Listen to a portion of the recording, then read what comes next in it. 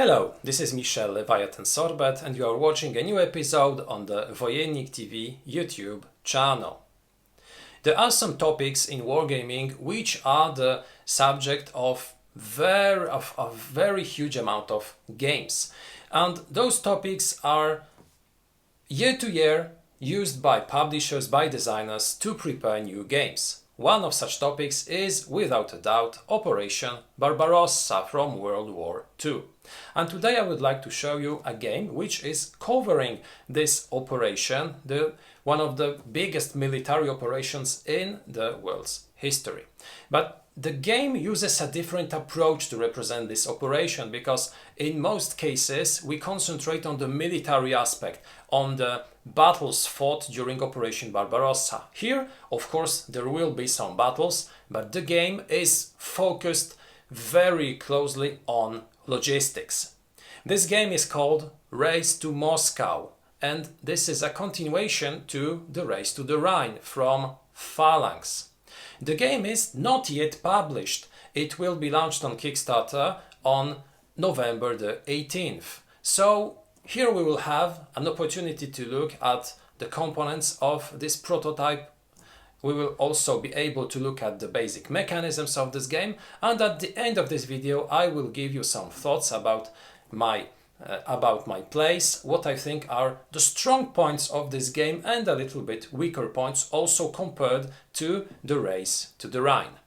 The game was designed by Waldemar Gumienny and it is meant to be played by 1 to 4 players. We will have 3 players controlling the German fronts, which will try to overcome the Soviet defenses and to reach their objectives, which will be Leningrad, Moscow and Rostov.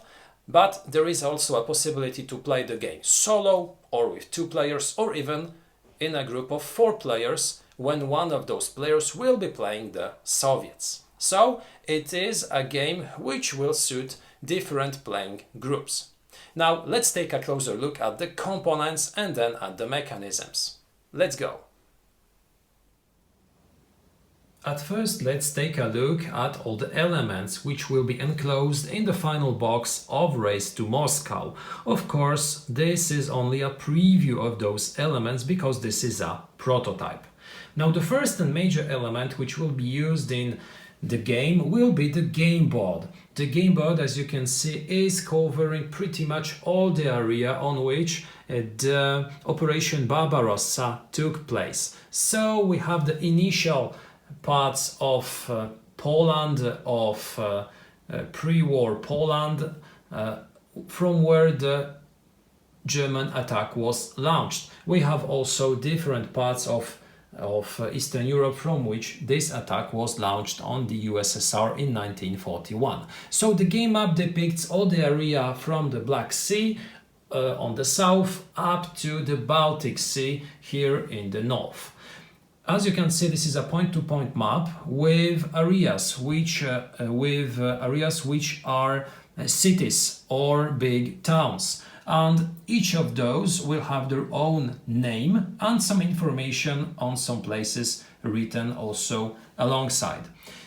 The most important hexes, or the most important places on the map, are the 3 objective places. Now we have 3 objectives. The first one is Leningrad, far to the north. We have Moscow in the center, and we have Rostov in the southern part of the map. Each of those three places will be an objective for one of the 3 German armies. The northern sector will be covered by the Northern Army, the grey or the black one, which will have 3 different armies: the 18th Army, the 4th Panzergruppe and the 16th Army. As you can see, each of those will be represented by a card on which we will have a depiction of this army, so it is easy to find such a token on the map, and also a certain amount of places on which we will be storing resources. Additionally, the northern player has an asset which the 2 other players lack of. This is the Baltic Kriegsmarine fleet. So in fact he has only 3 units on the board on land, but he also has the surface ships. Both other players, the white player and the brown player, will have 4 land units. The brown player will have 2 land armies, 2 foot armies and 2 panzer armies, whereas the brown player will have 1 panzer army and 3 foot armies. So each player will have a different type of asset from the beginning of the game.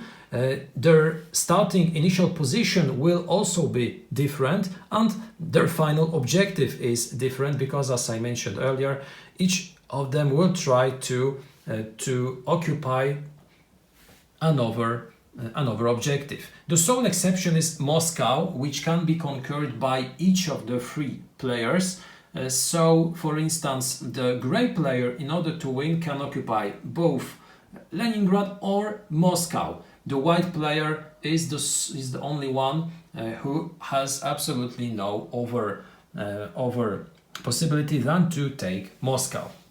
Now, as I said, all of those armies are also represented by a miniature which is put onto the board, so it is quite easy to find them on the map. Each player receives a set of trucks which will be used in order to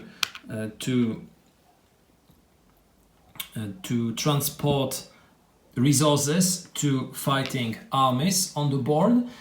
Each player will also receive a certain amount of trains which also be used in order to transport resources to the front line, but those are generic ones, they are not in the colors of the players.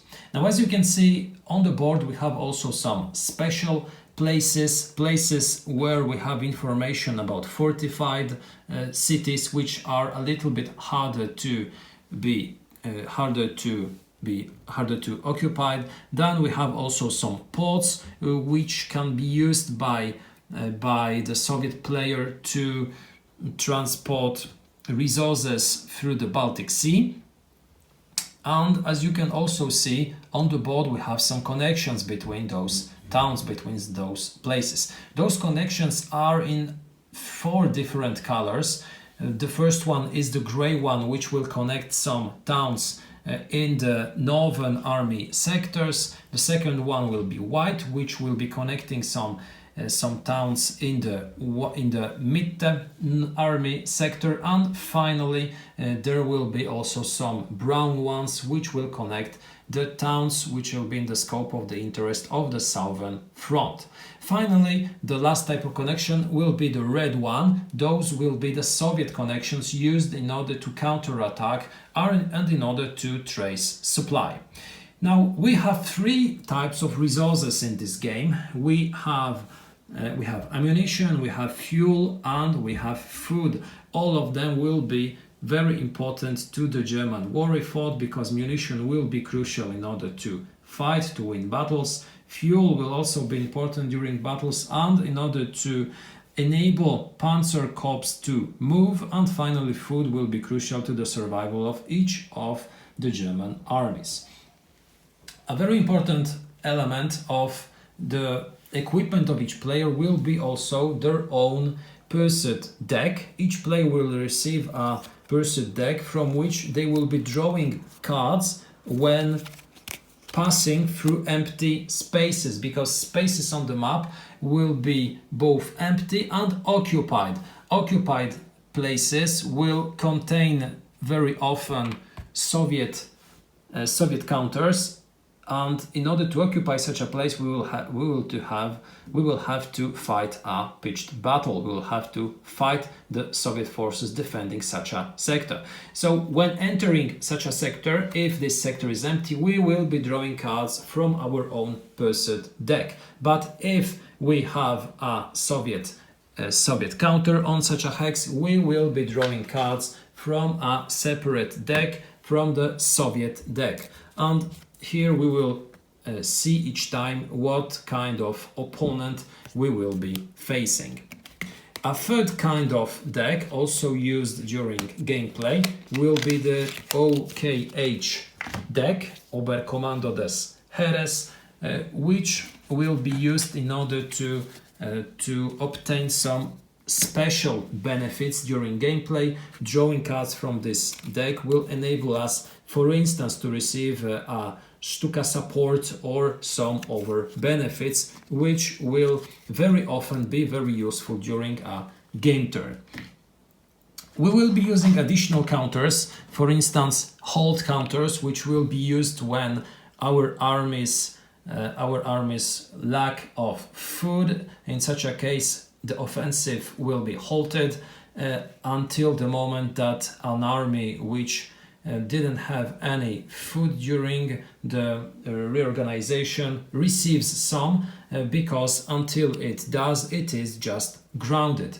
We will also receive priority cards indicating the priorities of each of the Soviet fronts, because the Soviets will not let Germans do as they want. They will counterattack, they will occasionally put additional markers on the board, and this card will determine each time what will be the priorities of the Soviet player. Each player receives also a NER asset, so we will be able to use also air support during gameplay. Each player receives a set of control markers, which are double-sided. The first one will be used just to indicate control of a sector. The second side will be used to indicate a railroad connection, which will be built during gameplay. The last and very important element of the game will be the rule book, but I won't be showing you this one because it is still an early version of the final rule book, so I won't be showing you this element. I will just show you how the game works. The last element also, which I can show you right now, is a player's aid. As you can see, it will depict the different kinds of actions, the structure of a turn, and each player will have such a player's aid in the final version of this game. Now let's pass on to a description of the basic mechanisms of Race to Moscow. The objective of the game is to take control of one of the three objectives, which are Leningrad, Moscow or Rostov. The brown and grey player can win both controlling their main objective, so Leningrad or Rostov, or taking Moscow. The Mitte sector player has no other option than to take Moscow. If none of the players manages to take their objective and at the same time to obtain a straight path of supply to his supply source, the game ends when the last of the Soviet counters is being placed or discarded. So when this pool is empty, the game also ends. The round ends and the players count their medals. The player who has the most of them wins. Those medals will be accumulated during gameplay for taking cities, which are especially important ones and where those medals are placed and the games start, but also counting the medals which are printed on the cards, which will be put in the resources obtained during gameplay. For instance, for vanquishing the 15th Mech Corps, a player can obtain a medal at the game's end. Additionally, a set of 3 ammunition symbols on the cards, which will be in his resource pool at the game's end, also grants 1 medal to a player. As you can see, some of those cards will be put face down in the resources of a player, because those cards will be cards obtained when encircling enemy units. I will explain it in a few moments. Now, a game of Race to Moscow is being played in a series of rounds, and during each round, each player will play his or her own turn. The player's order is being determined at the game start, and it is maintained during gameplay. The first player and all of the other players will have the option during the turn to make 2 regular actions. And those actions will be moving all field armies, moving 1 armored army, moving their fleet, transporting supplies, taking supplies from the stock, or taking transport. Now, how does movement work in Race to Moscow? As I said, this is a point-to-point game, so we will be moving from one city to another. We have 2 different types of units. We have foot armies and we have panzer armies. Foot armies are slower because they can move only 1 sector at a time. If we want to move a second sector, in the case the first one was empty, so there was no combat, we have to spend 1 foot unit, and it is possible. Additionally, activating your foot armies enables you to move all of your foot armies. So if you have 2 or even 3 of them, you can move 3 of them during one and sole action. Panzer armies are different. We can activate only 1 at a time, and each time such an army is activated, we have to spend 1 unit of fuel, which is being taken from the unit's card. Because each card, as I said, stores supplies. Those are the supplies which are in the possession of such an army. So in order to move, a Panzergruppe has to possess a certain number of fuel markers at the beginning. If it doesn't have any, it just cannot move. Moving a panzer army is much more efficient than foot armies because such an army can move up to 3 places, and it can continue moving even after combat, but it will also require an expenditure of fuel. Now, how does combat work? First of all, when you enter an empty hex, combat normally isn't triggered, but in such a case you will draw 1 card from your pursuit deck and you will see the result. Such a result can be a fight with an opposing army, but this army will be much weaker than those coming from the Soviet deck. Those armies can be defeated if we have and if we spend the number of and type of resources shown on their card. If we do defeat such an army, it is placed in our resource pile. But the encounters can be very different. We can receive, for instance, the support of some partisans, which will enable us to obtain additional benefits. We can have some additional allies in the, for instance, Italian armies. We can also have some trouble with Soviet bombers, which will stop our movement. We can have a recon unit which will enable us to pick up the cards on in one of the decks, etc., etc. So those pursuit cards are very different one from another, and we can obtain some benefits because we can also find some resources. But if we enter onto a space containing a Soviet counter, we have to fight, and this fight is being done by drawing a card from the Soviet deck. Each time we will see the number of resources and the type of resources which we have to spend in order to win such a fight. If we do, we take the counter, the Soviet counter, from the board, we replace it with our own control counter, and we take the card as a trophy. It will be added to our resource pile, so it will also count at the game's end.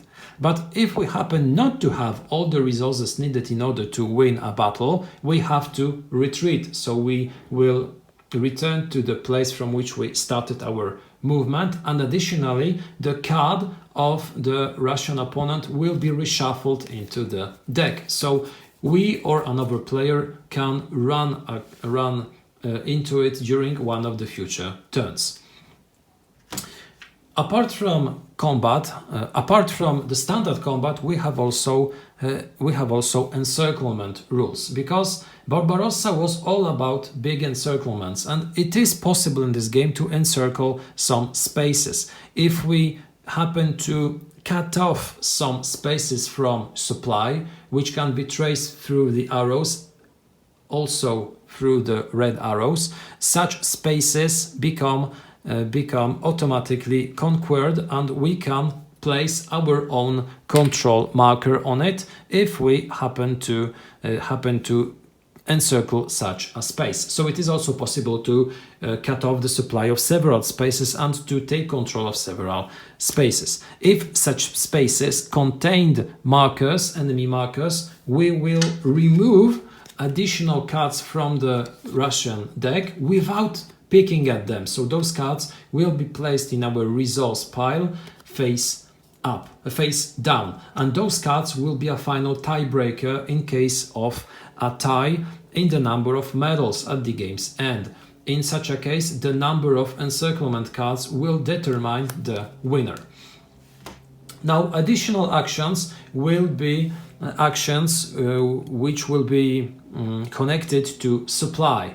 First of all, we can use the action in order to transport supplies.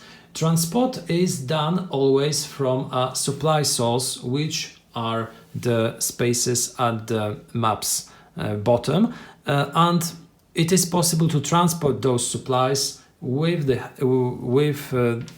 trucks or with trains. Each player has a certain amount of trains and trucks at the game's beginning, and he will be using them to transport those supplies. We can place trucks on places, on connections on the board if we already haven't placed a truck in a previous turn. So it's impossible to place two trucks in the same place. We can place a train between two places connected by a railroad which is printed on the map or which is in the form of a counter. Trucks can transport up to 4 supplies, whereas trains can transport up to 6 supplies. Those supplies can be dropped in cities through this supply is being traced. We can also directly transport them to armies located in a space, and those supplies will be added to the cards of those armies. Of course, each army can store a max of 6 supplies, so it's impossible to give them more. There is also a certain amount of capacity being able to be stored in different sectors of the map, so we cannot stack huge amounts of supplies in one space because there is a certain limit on each of the spaces. In order to obtain new trains, in order to obtain new trucks, because those will be used, and while placing them we cannot retrieve them without reorganization. We have to trigger a theater reorganization in order to gather new equipment. If such a reorganization is triggered, the trucks and the trains are placed back to the supply, from which players can take supply using one of the actions. This action is taking transport. Each player has a certain number, a certain logistical level, which allows him to do different things. At the first level, each player can first of all place up to 3 trucks or trains during the transport supplies action. He can also take 6 pieces of equipment, so of trucks or trains, to his private reserve, and at the same time he has a certain maximum number of those resources possible at a given time. So we will have to gather new trucks and trains, place them on the board in order to transfer supplies, and we will then also have to increase our number of equipment, which will enable us to have a bigger transportation capacity.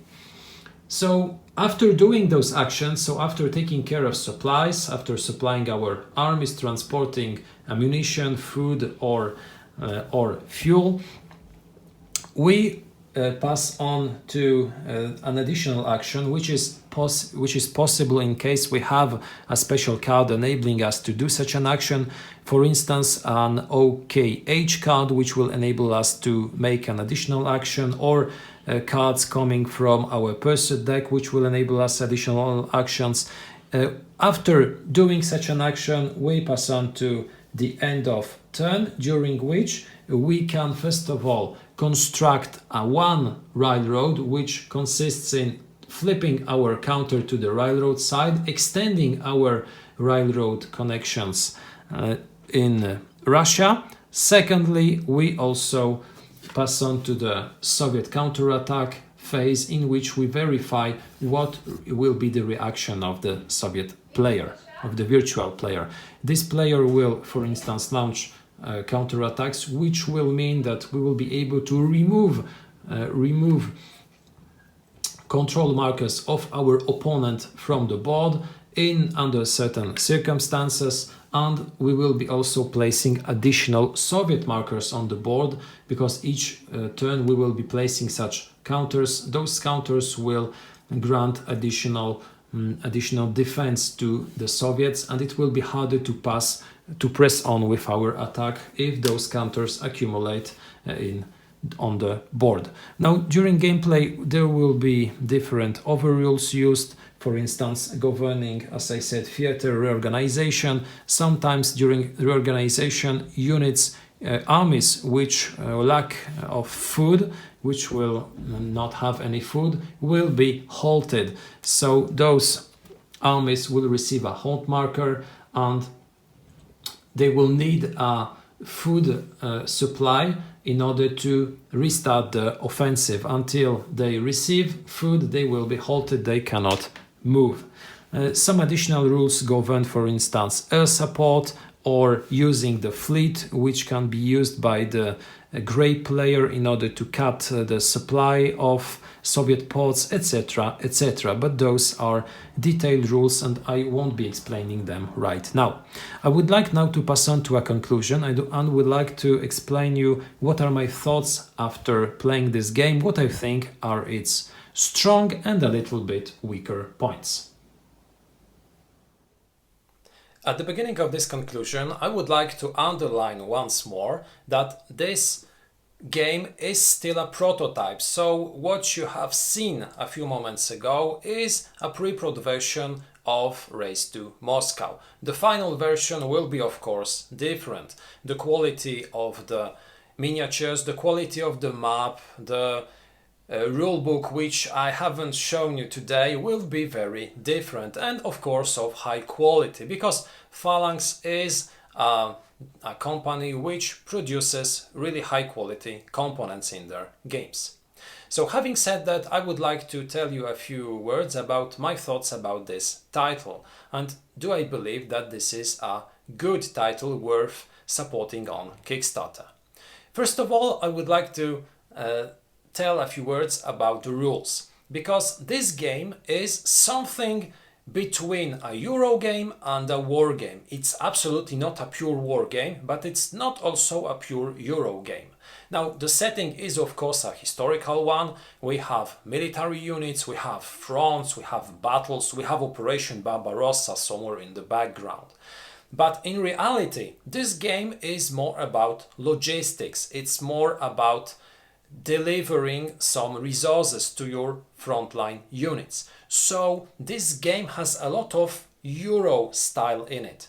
This is a game using pick up and deliver mechanisms or resource management mechanisms, and at the same time having a historical, a war game background. So this is a nice combination, because the games covering Operation Barbarossa up until now were all war games. We had several units, we had hundreds of counters, we had combat resolution tables, we had die rolls, we had pursuits, we had different war game mechanisms. Here it's all about logistics, it's all about resource management. So it's nice to see a different approach to this topic, because to be frank, I played so many games about Operation Barbarossa that I'm always skeptical when I see a new one. But this one is different because it has a completely different approach to this operation, and that's really fine. At the same time, it means also that this game will suit not only wargamers, this game will also suit Euro players. And this is also an aspect which deserves to be mentioned, because some players saying Race to Moscow or having the information that this game is about World War II might think it's not for me, it's a war game, I'm not keen on wargaming, I prefer Euro games. But don't be fooled, this is a perfect Euro game for you if you like the mechanisms. The historical setting is an acceptable one, which means that you do not have to be a fan of history, you do not have to know anything about Operation Barbarossa in order to have fun with this game. Of course, knowing the background, knowing how the operation went, means that you will be able to have additional feelings, additional emotions playing this game, additional expectations. You will observe the development of the campaign and you will be able to compare your own achievements with the historical ones achieved by the Oberkommando der Wehrmacht. So that's a nice mix and it deserves to be mentioned. Now the rules are really nicely written. I had the pleasure to read an early rule book of this game, and this rulebook is correct. I didn't have many questions concerning this game. I had some of them, but there were details, and I contacted very rapidly PHALANX. I received the answers very quickly, so not an issue. The final rulebook, I am certain, will be very nicely written. It will have some examples, colored examples, which will explain in much detail how the game works. And this game is quite simple, both to learn and to teach, which means that it is a great game also to show to new players which want to start the journey in the wargaming games. So this is also a nice entry war game for the people who want to discover games covering historical events. At the same time, this game is a game with a very acceptable time of play, because a full game by people who know the rules can be in the 60-minute time, something like that. So it's a very pleasant time, because it's not a very heavy, it's not a very long game, it's very simple to teach, it's very simple to play, and it's very simple to replay, because the time of preparing a game is also very quick. What is also nice is the fact that while playing this game you receive 3 different German fronts, and each of those fronts is very different.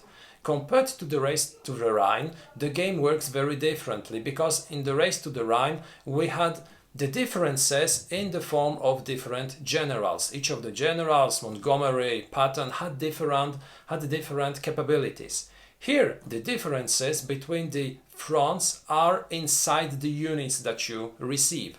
The grey player receives the fleet, which is a great asset as long as you know how to use it. The downside of this situation is that you have only 3 land armies.